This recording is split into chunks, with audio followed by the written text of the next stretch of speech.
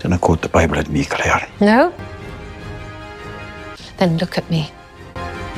Tell me you don't love that man, and I'll never say his name again. There is a specific kind of dread that comes from watching someone you love accept something they have spent their entire life refusing to accept. It doesn't announce itself loudly. It doesn't come with dramatic music or tear-soaked monologues or any of the external signals we've been trained to associate with emotional devastation. It is quieter than that. It lives in the eyes, in the set of the jaw, in the way a person holds themselves when they are carrying something so heavy that even their posture has changed. And in the trailer for episode 10, Claire Fraser is carrying something like that. You can see it in every single frame she appears in.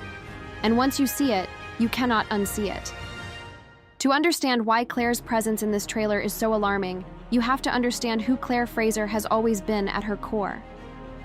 She is not a passive character. She has never been someone who waits for outcomes to arrive.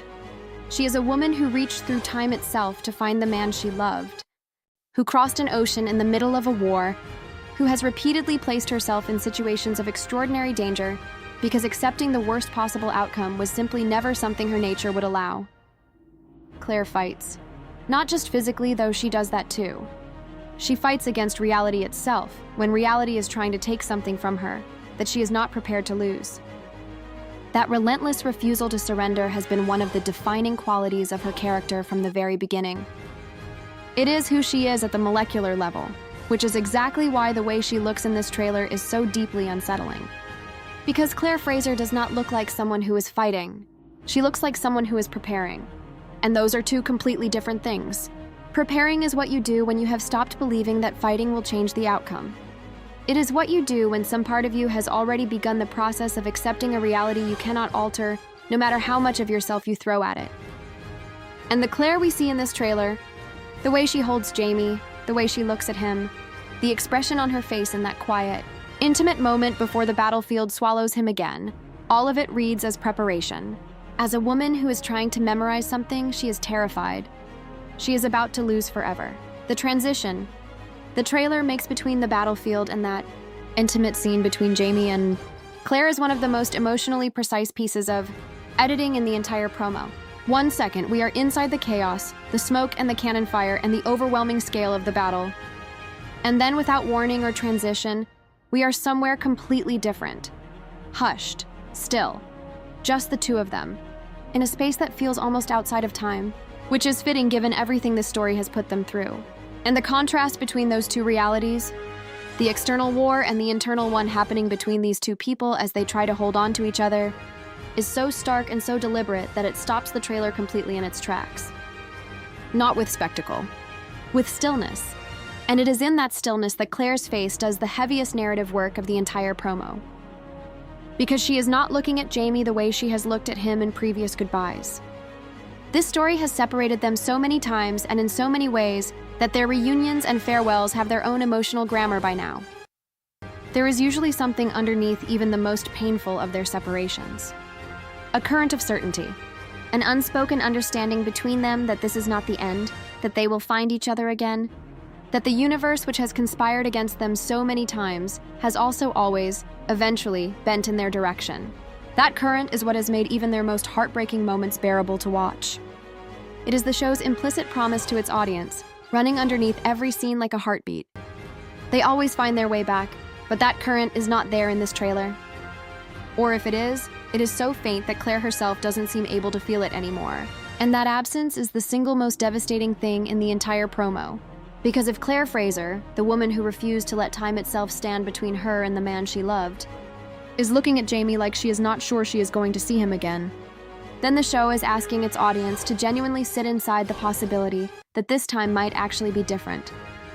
If Claire is preparing for the worst, the question is not whether we should be too. The question is whether we are already too late to prepare at all. There are stories that use history as wallpaper. They place their characters inside a recognizable historical moment because it provides drama and spectacle and a ready-made sense of stakes, but the history itself is essentially decorative. It could be swapped out for a different era, a different conflict, a different set of costumes, and the story at the center would remain fundamentally unchanged. Outlander has never been that kind of story. And nowhere is that more evident than in the choice to end Jamie and Claire's journey inside the American Revolution. Because this is not a coincidence of setting. This is the most thematically precise and deliberately chosen backdrop this show could have possibly selected for its finale. And once you understand why, everything in the trailer hits differently. The American Revolution is not just a war. At its core, it is a philosophical rupture. It is a moment in history where a group of people looked at the system they were living under, a system that had been in place for generations, that had shaped every aspect of their lives from birth, and said that it was no longer acceptable, that the cost of dismantling it, no matter how catastrophic, no matter how many lives it demanded, was worth paying. Because what was on the other side of that cost was something that could not be compromised or negotiated or slowly reformed into existence. It had to be taken, actively, deliberately, at enormous personal sacrifice. And what was on the other side was freedom. Not freedom as a political concept. Freedom as a lived human right. The right to determine your own fate. The right to not have someone else's hand on your life. Now place Jamie and Claire Fraser inside that context and sit with what it means. These are two people who have been fighting their own version of that exact battle for 20 years. Time itself has been the force working against them. History has been working against them. Society, geography, war, family obligation, biology, all of it has been placed between them at various points, demanding that they surrender something, compromise something, accept a version of their lives that is less than what they chose for each other. And every single time, they refused. Every single time, they paid whatever cost was asked of them and kept choosing each other anyway.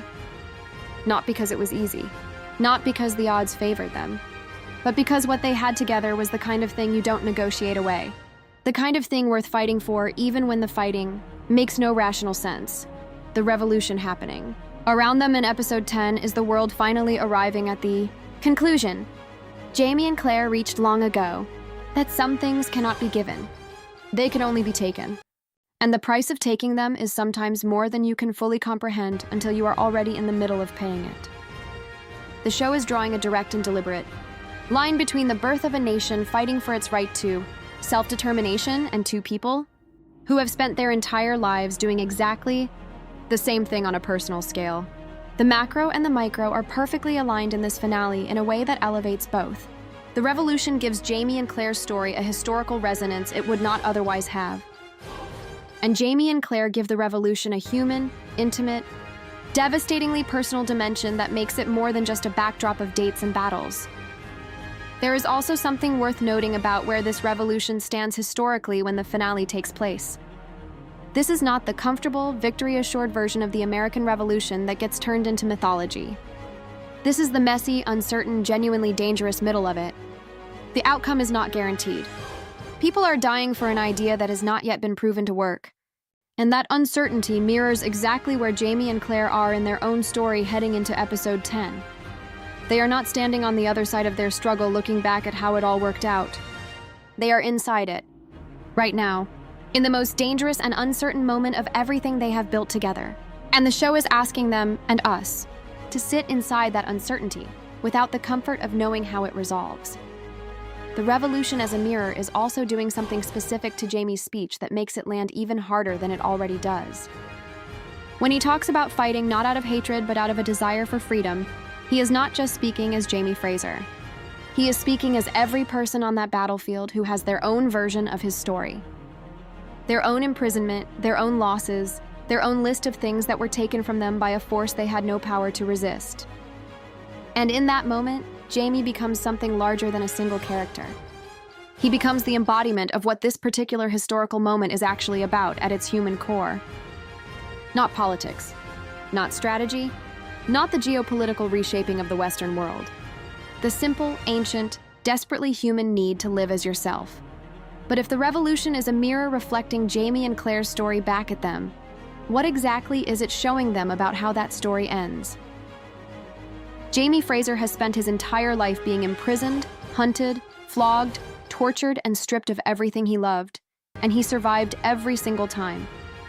But the trailer for episode 10 doesn't feel like survival. It feels like a man who has already decided he isn't coming back. And the most terrifying part isn't what he says. It's the look on Claire's face when she hears it. Section 1. The atmosphere hits before a single word is spoken.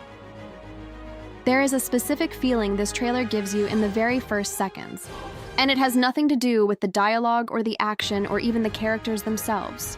It hits you before any of that. It's in the smoke. It's in the way the sound is mixed, low and heavy, like the air itself is being compressed under the weight of what's coming. It's in the color of the sky and the way the camera moves, not with urgency, not with the kinetic energy you'd expect from a battle sequence, but with something slower and more deliberate, almost ceremonial. And that single choice, that decision to open this trailer with atmosphere rather than action, tells you something crucial about what Episode 10 is actually going to be. This is not a show that doesn't know how to do war. Outlander has put Jamie Fraser in the middle of brutal, visceral conflict more times than most shows ever attempt. We have seen Culloden. We have seen the aftermath of Preston Pans. We have seen what this story does when it wants to portray the physical reality of battle, and it does not flinch. So when the trailer for the series finale opens with this heavy, suffocating stillness underneath all the chaos, it is making a very specific and very intentional statement. It is telling you that the battle is not the point. The battle is the frame. What's inside the frame is something else entirely. What the atmosphere is communicating, if you sit with it long enough, is finality. Not danger, not tension, not the familiar pre-battle anxiety that this show has built entire episodes around. Finality. There is a difference between a scene that makes you afraid something bad might happen and a scene that makes you feel like something has already been decided. And this trailer, from its very first frames, sits entirely in that second category. The war is not coming. The reckoning is not approaching. It is already here. And more than that, it feels like it has already happened somewhere just outside the frame of what we're being shown. Like we are being given a window into the last moments before an ending that the show has known was coming for a very long time. The visual language being used here is worth paying close attention to because it is doing an enormous amount of storytelling before a single character opens their mouth. The way the battlefield is shot has a quality to